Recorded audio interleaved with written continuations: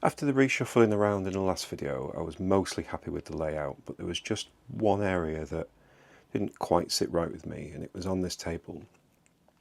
Now, I know it was a bit of a mess last time round, but I've cleaned it all up a little bit, and we had, if you remember, the frosty, snowy mountain on one side, with Hogsmeade and the Viking village, and then the other half of this table was going to be pirates, and those things just weren't sitting well with me. We had frosty, snowy mountain, and then we had like tropical pirate.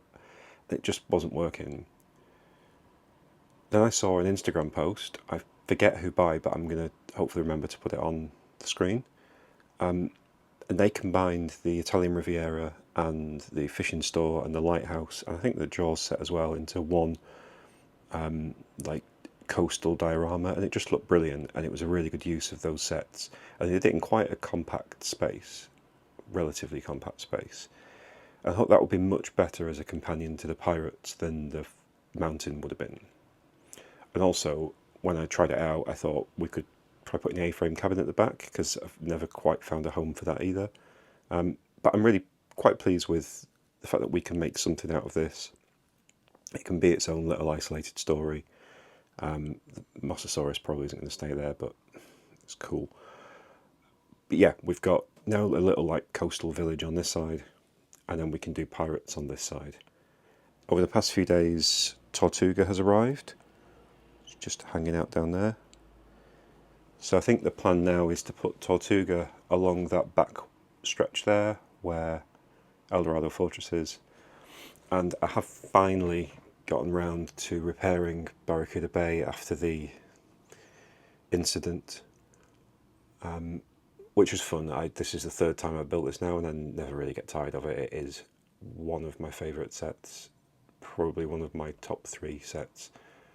But until I get to the point where I extend the pirate area, I think I might convert it back into the ship and just have it coming out of the wall, just so we've got room for, perhaps Eldorado Fortress will fit in as well, but we've got probably 3 base plates squared of space that we can use for a pirate scene, and then another 3-ish squared again for the coastal town. So really pleased, they kind of fit thematically, and it's just a case of getting on, and I've got somewhere to put Tortuga once I build that, which is, yeah, great. So what did I do with the mountain? Of course, I'm calling it a mountain, but it's not yet, but that's the intent, so we'll keep calling it that for now. The Viking village is the foothills of that mountain. It's snowy with a bit of sea, and then the idea being that we then separate the Hogsmeade buildings into 2, 4, 6, I think, on individual plates rather than base plates, and put them up, going up a mountain, up on this wall using the height of this bit, with some kind of watchtower or fortress. So we've got like a snowy mountain here.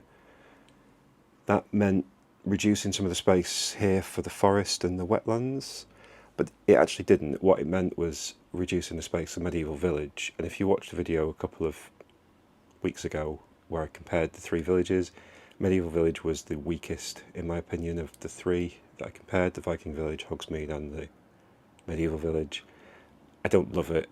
I'm happy to use bits of it. I might look at Rebrickable and see what we can do there, if there's anything else. But we've now got the forest at the back. So Medieval Village will move.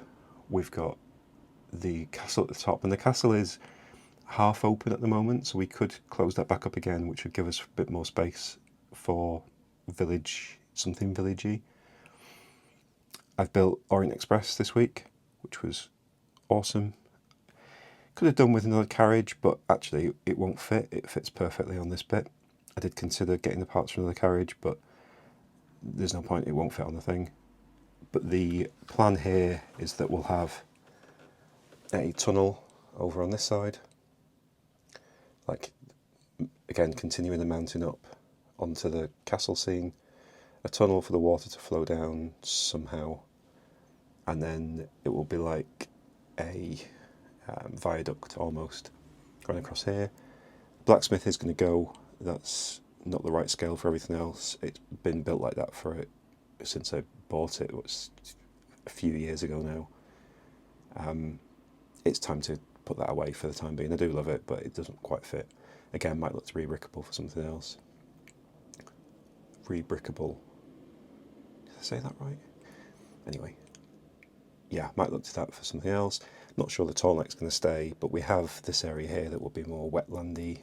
We've got Riverside Scholars, which just provides something different in terms of colour and theme. It's still a bit watery, but yeah, it fits in with the wetlands that can then turn into a bit of a swamp. Put some witches' huts. Yeah, loads of ideas for here, and I ordered the Wolfpack, I forget the name of it, Wolfpack Tower Reset from Brilliant Design Program this time, so that can go where Blacksmith is probably. But I might put the Temple of Ejitsu there for now, which is in a box somewhere. I'm also wondering if and how I might be able to incorporate this. This is actually my wife's, but she said I can use it. Not one of my favourites, but if we can maybe put it as part of the fortress on the mountain, that could be cool. Don't know. I might just build it. It's been a while since I built it. It'll be fun to build. Yeah, we'll see. But pleased with that progress so far. I do now actually have to stop shuffling things around and start building stuff, because I've spent the past few weeks just moving things around tables. But hopefully we can get going with that now. Said Transylvania's on its way. That doesn't fit anywhere here at the moment. If you can think of somewhere for it to fit, by all means use the comments, suggest it. I think it's going to go on the shelf and be it's just its own thing. Tortuga can get built. I can make some more progress in the city. With the spare parts from the Orient Express, I got obviously a load of black plate that didn't use because I didn't want to build a track. So I've now got black plate that I can use as Mills plate fodder for the Ninjago canals, the waterways. I still think I might push docks back a little bit, but I've just been living with it as is. And I haven't made any other changes at all to the city over the past few days. We'll get round to it. But, oh, I built Silent Mary as well. I forgot about that. So, the idea for the Silent Mary is it was going to be in a shipwreck scene underneath the city with on 2 layers. So we've got the bottom layer as a shipwreck and the layer above as some sort of underwater palace. It doesn't fit, it's too big. Like all Lego ships, it's cool, but it doesn't fit. But it does fit really nicely on a shelf for now. The fact that the sail collapses means it fits perfectly in that gap. So yeah, that'll do. It's cool, it's on display, it's sort of ghosty and Halloweeny. It's quite thematic. I like it. But yeah, nothing else right now in terms of progress, but I feel like the foundations are now in place for me to get going and hopefully do it. I think in terms of updates, they're just going to be like this, chatty updates with showing progress of what I've been up to over the past few days, few weeks. So if you like what you see and you want to stay up to date, then subscribe if you like. And thanks for watching. Bye.